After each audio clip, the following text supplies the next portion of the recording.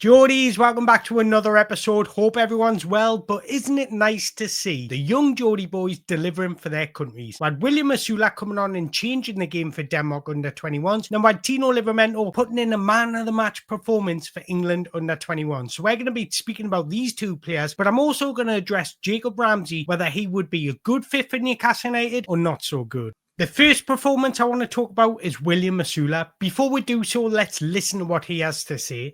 W is an attacker!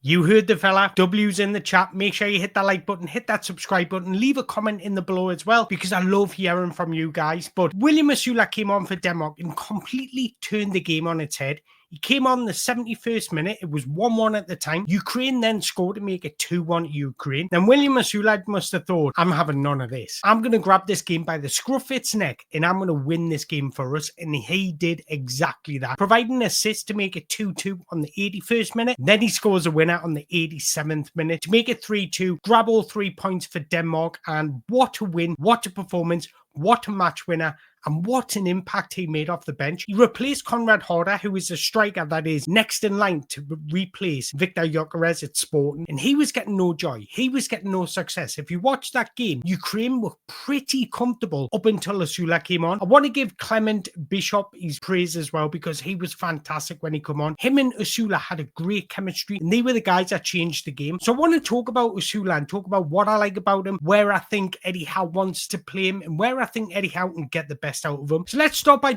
talking about Osula. He broke through as a centre forward. He only played out wide once or twice for Derby when he was out on loan. I'm happy with him playing both positions. I think he can be a centre forward, but I also think he's got the attributes to play out wide. I do think Eddie Howe sees him as a future centre forward. I think with his physicality, his attributes, he could definitely play as a centre forward. I don't think I've ever wanted a guy to succeed at Newcastle United as much as Osula. He's likeable, he's got wonderful attributes, and he can really be developed into something special. He just needs, and I want him to get more game time next season. When you look at his profile, wow, his profile is unbelievable.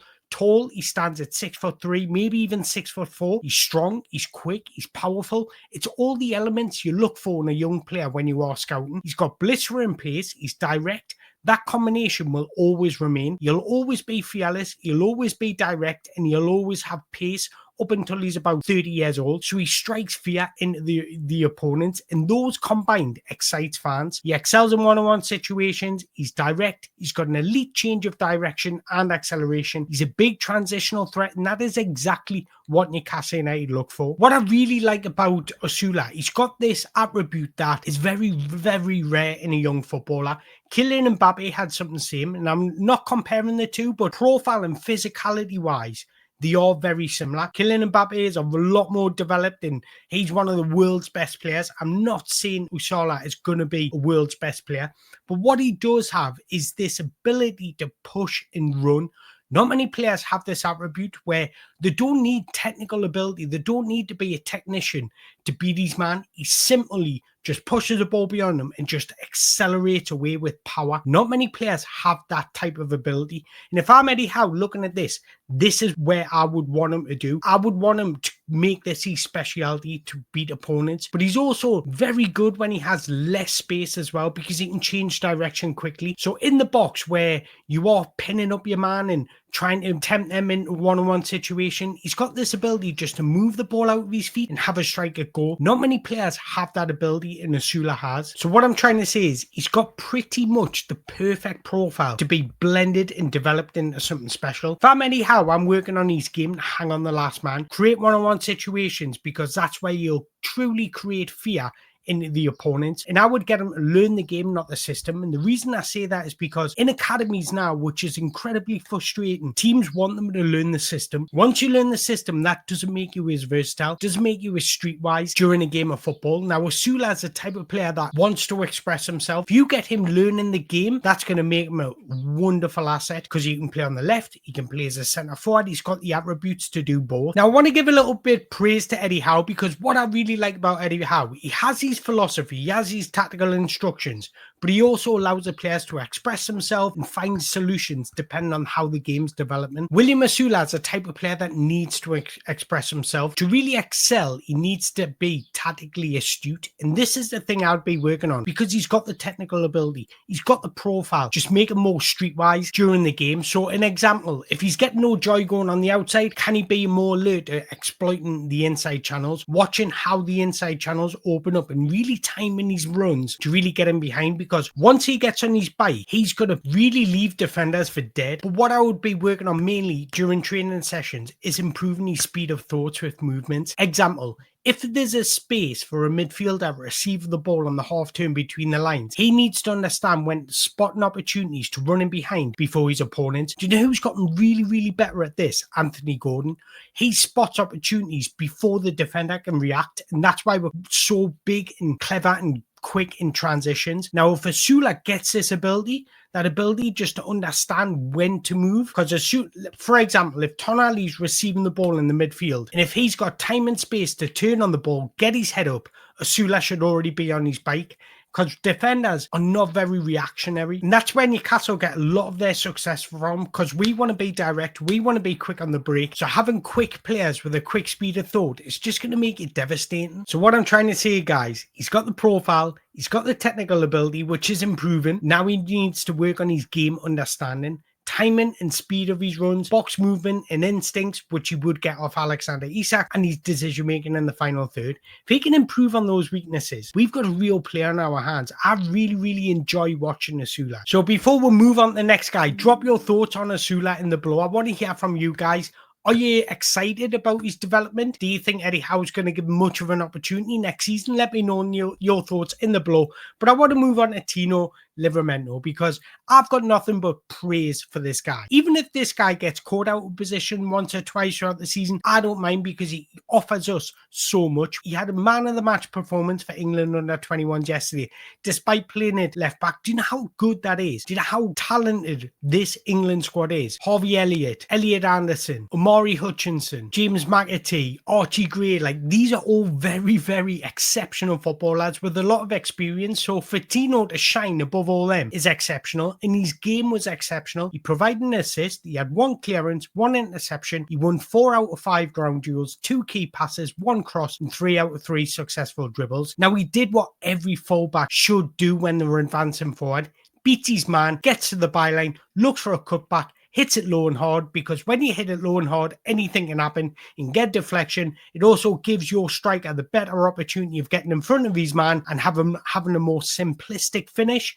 So he did everything right going forward, but he also did everything right defensively as well. He's just an outstanding fullback, whether he's playing right back, left back. He flies forward, contributes offensively, but he's also got the pace to recover his runs. Just a special performance from a special player. Personally, I think having this experience at under 21 tournament will do him the world of good. In a way, I was quite pleased that he didn't go to senior football, because I think he would have got about 45 minutes throughout the 2 games. So he's best getting this experience, learning about the tournament football. Yes, I do believe he's talent-wise above under 21 football. I accept that. But just going out there, getting game time, developing more, playing more consistently, it's all going to benefit moving forward. So what I'm trying to say is, I want and we should be keeping Tino Livramento at the club, no matter what Man City say or do. Unless he pay unbelievable amounts of money, then Tino Livramento will be a Newcastle United player for many years to come. We've actually got our fullback sorted. Lewis Hall at left back, Tino Livramento at right back. He can also cover at left back. Absolutely sorted for the next 8 to 10 years, in my opinion. There's absolutely no reason for them to want to leave if we be ambitious and continue to qualify for UEFA Champions League football. I just love the guy so much. Even if there is slight weaknesses in his game, I can forgive him, because there's no football out there that is perfect. And when you think about it, there's not many times a fullback gets mentioned this much, and Tino Livramento does. The shining players are normally the offensive players. Somebody like a striker, a winger, an attack midfielder. They're the guys that normally get spoken about a lot. It's not. It's Tino Livramento, and that shows how good he is. Now, I have been rumoured to be interested in Jacob Ramsey. Now, I think this is just a PSR stunt. Now, let me tell you why, because there is a loophole in PSR. We were struggling in PSR, and we had to sell players. I don't think any clubs did us any favours. Actually, I do. Nottingham Forest helped us out, even though they did take one of our players, but they still done it for a purpose to help us out. And it looks like we're going to do the same for Aston Villa. Now, player exchanges benefits both clubs in PSR. Now, there's rumours that Harvey Barnes is going to go the other way and Jacob Ramsey is going to come this way. And this is why we're starting to see more player exchange deals happening. So if you agree X price for a player, the selling club can immediately put that down as a lump fee on the spreadsheet, which ultimately boosts your finances. So for example, let's say if we agreed on a 20 million buying option for Jacob Ramsey and Aston Villa agreed on a 20 million buying option for Harvey Barnes, means that 20 million we're bringing in can go straight on our books and it looks like a £20 million profit. The outgoing 20 million, we can spread that 20 million over however long we want, whether that be 2 years, 3 years, 4 years. And then when it gets close at that time, we'll worry about it later. And that is what clubs are doing to try and get around this PSR loophole or trying to comply with PSR regulations. Now, I hate PSR. I think it's absolutely shocking. Now, here are a couple of examples, and this is exactly what I've just said. Villa and Everton did business to each other. When one player went one way for £9 million and the other player went the other way for £9 million. So Everton will able to put the incoming £9 million straight on their record boots and spread the cost of the outgoing £9 million over a couple of years. And Aston Villa were able to do the exact same. Villa also had a deal with Chelsea where Amari Kellyman signed for Chelsea for £90 million, but then they signed Ian Matson for £35 million. Now, those deals are a little bit different. It might have been that Chelsea needed £35 million at that time. Villa needed only £90 million at that time. But you've got to think, Ian Matson had played in the Champions League final. He had been a bit more experienced than Amari Kellyman, so naturally he was going to be more expensive. Amari Kellyman was also an academy player for Aston Villa, so they can put that down as 100% profit. So that is why we're seeing a lot of academy players leaving the clubs, which I don't like, because there's nothing more beautiful than somebody coming out of your academy and really excelling for your club, because that's what fans love, right? They want to see a homegrown player really thriving in the environment and showing passion for the club. Now, if you're getting rid of these players, it just doesn't sit right for me. So I want to talk about Jacob Ramsey, and I do like Jacob Ramsey as a player. I think he's got a wonderful profile and the dynamics to cope in the Premier League, and we've seen that. He's an agile dribbler, he's a threat in transitions, he's got a good change of pace. So it's everything that Eddie Howe likes. He's tactically flexible, he can play in various different positions. He's played as a left winger, he's played as a centre midfielder, he's played as a left midfielder, he's played as an attack midfielder.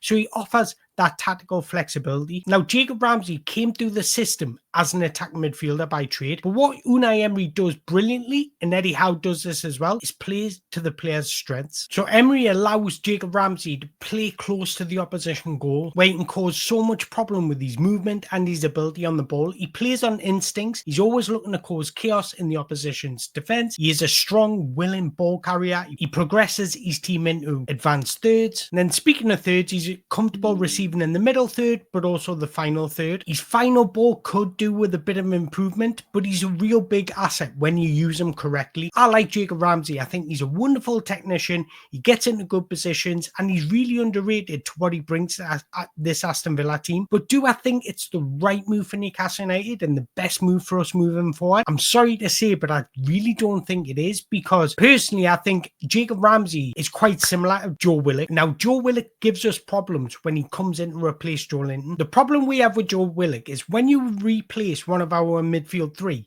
you need to be strong defensively and you need to have defensive discipline and instincts. Jacob Ramsey doesn't really have that.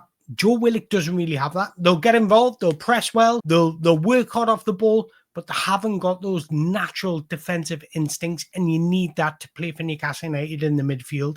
Unless we change to a 4-2-3-1, it's just not going to work for us, because it'll give us similar problems to what Joe Willock gives us. Now, I think they're both very good footballers, like I mentioned, but they're not the right profiles for Newcastle United. So Aston Villa are in a similar position where Newcastle were maybe 12 months ago, 24 months ago, where they have to sell academy products to really comply with PSR. So we've seen us sell Elliot Anderson, Nottingham Forest. Then we brought in the goalkeeper for 20 million. It was kind of a deal like, you scratch our back, we'll scratch yours. I like Jacob Ramsey, really talented, like I've just mentioned, but naturally doesn't cover for our midfield roles. He can play on the left, but he's not getting in over Anthony Gordon and Harvey Barnes. And speaking of Harvey Barnes, I'd prefer to keep Harvey Barnes than swapping for Jacob Ramsey, because I think Harvey Barnes poses a little bit more of a threat. He can be utilised in a way that Eddie Howe wants his wingers to be utilised, and that's coming in, getting in the box, especially from that left-hand side. So if it is going to be a swap deal or one of these PSR compliance deals, don't let it be Harvey Barnes. And don't let it be Jacob Ramsey. I'd prefer to bring in somebody like Kamara that'll suit our midfield and he can play multiple different roles, or Konza that will give us cover for right back but also play right centre back. So one of those two would be my preference rather than Jacob Ramsey. And I also think Harvey Barnes proved that he can impact games and really keep, and when you keep an Anthony Gordon out the side, you know you're doing something right. 9 goals, 5 assists and 17 Premier League starts, which is a great return. But I want to hear your thoughts on this, because like I mentioned, Jacob Ramsey is a talented player. I'm not saying he's not talented. You'll never hear me say there's not a big talent in somebody when they reach this level. Every footballer that reaches this level has ability and knows how to play football. So I'm not saying he's not a talented player, but where they do really excel is when you get their profile in the right system. Just for some reason, I just can't see Jacob Ramsey clicking and being consistent. I think you'll have moments. Even Joe Willikers has moments. But you need those moments to be consistent. And I don't think Jacob Ramsey has the right profile to really put us in a different level. And that's what we're looking for right now. We need to bring bodies in that will elevate us that step above. And I think Jacob Ramsey just keeps us stagnated, in my opinion. So I want to hear your thoughts. Would you think this would be a good move? I want to hear your thoughts on William Osula, but also Tino Livramento. Drop me your comments in the below. But after every under 21 games, I will be speaking about their performances, whether that be good or bad or indifferent. Let me know your thoughts in the below. But if you've enjoyed this video, make sure you hit that like button, hit that subscribe button. And until the next time, away the lads.